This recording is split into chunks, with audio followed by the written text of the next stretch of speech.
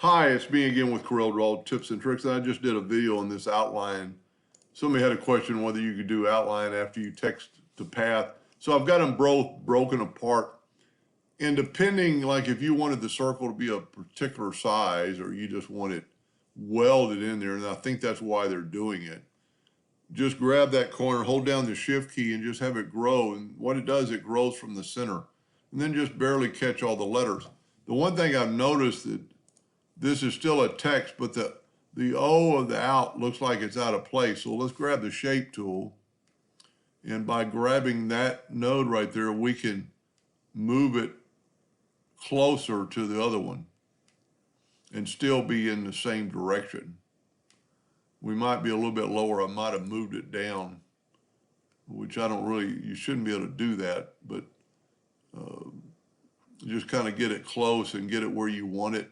And then you could always, with nothing selected, if you have your nudge factor set real low, you could always go break this apart and you could minutely move it with your arrow keys up and down and get it off that line about equal to the other ones. And then just select the whole thing and weld it. And there you have an outline of a welded, and then if you wanted to, like, just kind of show it off, let's put another circle in the center of that, and then fill this in with black with your Smart Fill tool. That's the way it would look. Of course, there you're going to lose that little.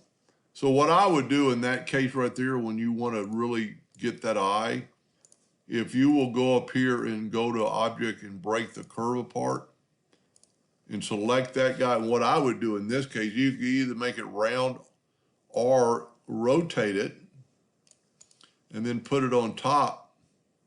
And it's really, instead of welding, what I would do in this case is use the virtual segment delete key, and I don't have it perfectly centered, but do that. And then whenever you do something like that, always take the Smart Fill tool and fill it in.